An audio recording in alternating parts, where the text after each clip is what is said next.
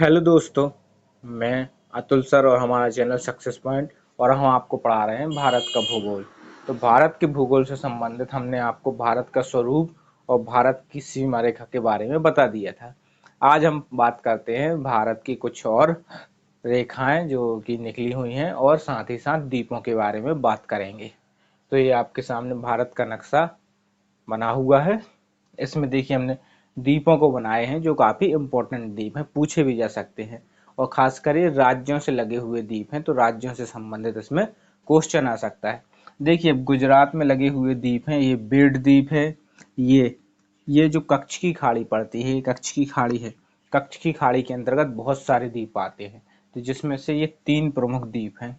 जिसका नाम क्या है, बेड़ द्वीप है, ये यहाँ पर है। इसके बाद ये भैदर द्वीप है और ये नौरा द्वीप है। ठीक है, यहाँ पर पराटन द्वीप भी पड़ता है, खादर द्वीप भी पड़ता है, बहुत सारे द्वीप पड़ते हैं। तो ये 3 महत्वपूर्ण द्वीप हैं।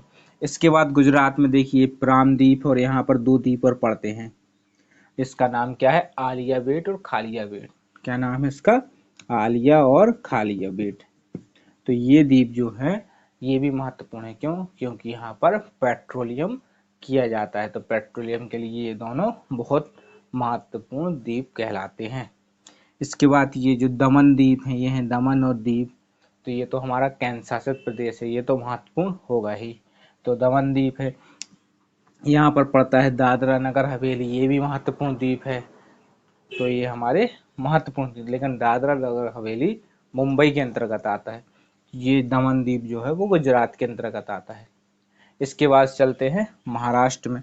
तो महाराष्ट्र में देखिए सालसेट, एलिफेंटा और यहाँ पर मुंबई द्वीप है, जो कि मुंबई में भी एक और द्वीप है सालसा, जिसे द्वीपों का द्वीप के अंदर द्वीप या द्वीपीय द्वीप कहा जाता है। कौन सा द्वीप है वो, सालसा द्वीप है। ये मुंबई के अंतर्गत आता है। इसके थोड़ी ही आगे यहाँ पर पड़ता है ट्राम्बे। ट्राम्बे जो कि पेट्रोलियम खनिज उत्पादन के लिए महत्वपूर्ण है, ये भी मुंबई के अंतर्गत आता है। क्या नाम है उसका, ट्राम्बे। तो ये साल्वेंट, एलिफेंटा, ये महाराष्ट्र के अंतर्गत आने वाले द्वीप हैं जो कि काफी महत्वपूर्ण है। देखिए ये हेनरी केनरी, ये भी महाराष्ट्र के अंतर्गत आता है, लेकिन ये समुद्री सीमा के अंदर बना हुआ है। और ये समुद्री महाराष्ट्र की सीमा से बहुत ही अंदर बना हुआ है। क्या नाम है इसका, हेनरी केनरी द्वीप। चलिए, तो ये हो गए महाराष्ट्र के द्वीप। इसके बाद देखिए कर्नाटक में केवल एक ही द्वीप है, जिसका नाम क्या है, भटकल द्वीप है। क्या नाम है इसका, भटकल द्वीप है। ये कर्नाटक के अंतर्गत आता है।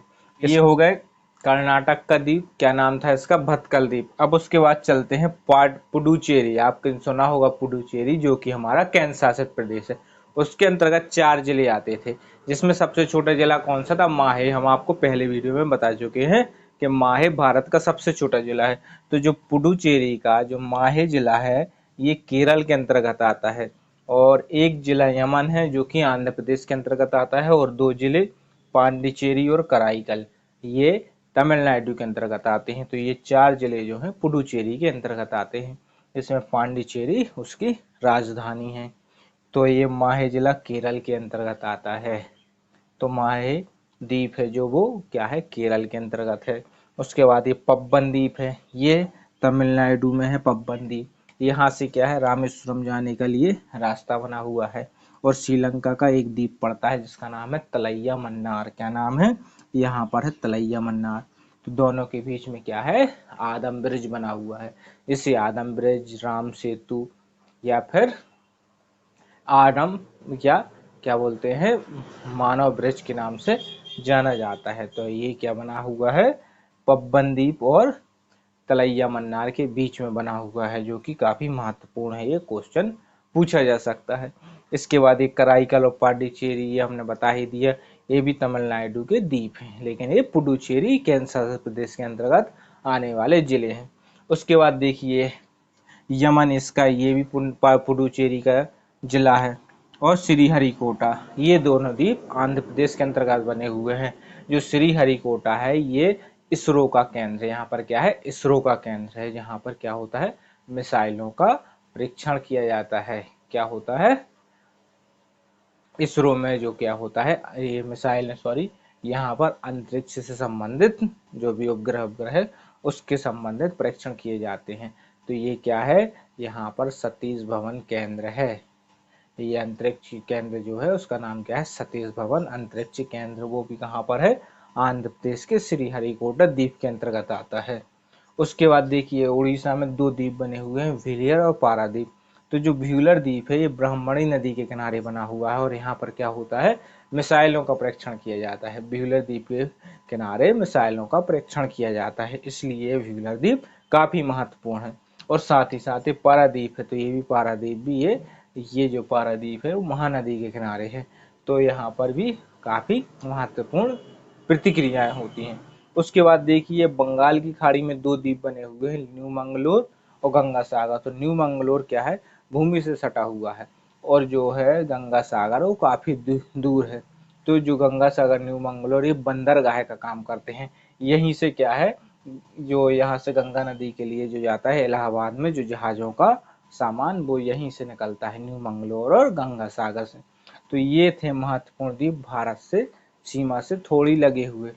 चलिए अब चलते हैं, देखिए क्या है, लक्षद्वीप द्वीप समूह है। लक्षद्वीप में जितने भी द्वीप बने हुए हैं वो किससे बने हैं, प्रवाल भित्ति से।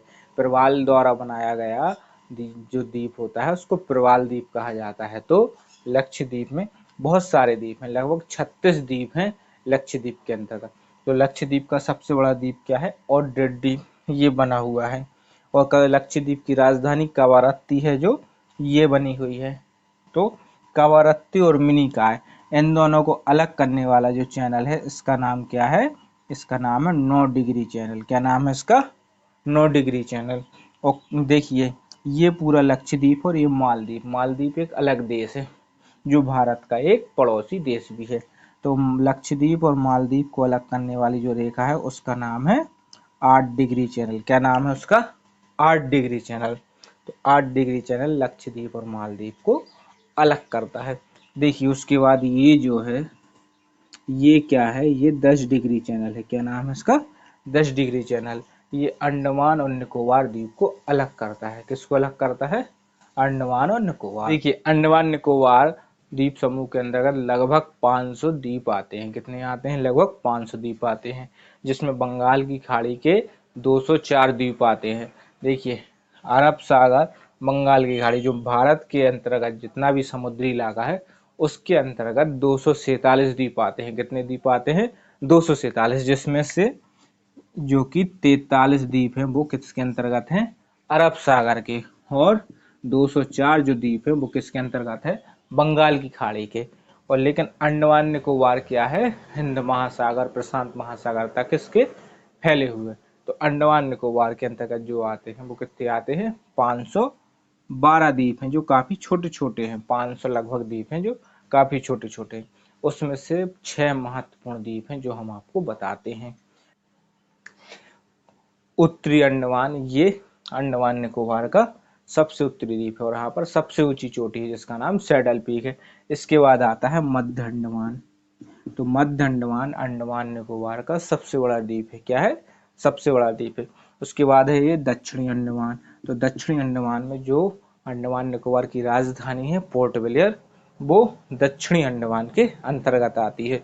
इसके बाद ये नीचे वाला है, ये क्या है, लिटिल अंडमान, और ये है निकोबार द्वीप समूह। नीचे क्या है, ये कार निकोबार है और ये ग्रेट निकोबार है। यहीं पर क्या है, हमारा इंदिरा पॉइंट है ग्रेट निकोबार के अंदर। तो जो लिटिल अंडमान और कार निकोबार है, मतलब सीधा सीधा है अंडमान और निकोबार को अलग करने वाली रेखा 10 डिग्री चैनल है। और अगर द्वीप में बात की जाए तो लिटिल अंडमान और कार निकोबार, इन दोनों को अलग करने वाली 10 डिग्री चैनल रेखा है। ये कोको रेखा है, ये क्या है, म्यांमार से अंडमान निकोबार को अलग करती है। और ये जो कोको द्वीप आता है वो किसके अंतर्गत आता है, ये म्यांमार के अंतर्गत आता है। लेकिन बना किसमें, भारत के इलाके में बना है, लेकिन इसका क्षेत्र अधिकार म्यांमार के अंतर्गत होता है। देखिए ये दो द्वीप और बने हैं, ये अंडमान निकोबार के ही द्वीप हैं, नारकोंडम और ब्यानम। ये दोनों सक्रिय ज्वालामुखी केंद्र हैं, यहाँ पर ज्वालामुखी पाया जाता है। तो ये नारकोंडम और ब्यानम द्वीप भी काफी महत्वपूर्ण है परीक्षा की दृष्टि। तो ये हमने आपको सभी द्वीपों के बारे में बता दिया जो कि महत्वपूर्ण है। अब चलते हैं दो रेखाएं जो कि भारत से निकली हुई हैं, वो बहुत ही महत्वपूर्ण है। पहली रेखा तो कर्क रेखा, क्या नाम है उसका? कर्क रेखा। ये है आपकी कर्क रेखा जो कि भारत के 8 राज्यों से निकली है। किस राज्यों से? 8 राज्यों से निकली है। कौन सा?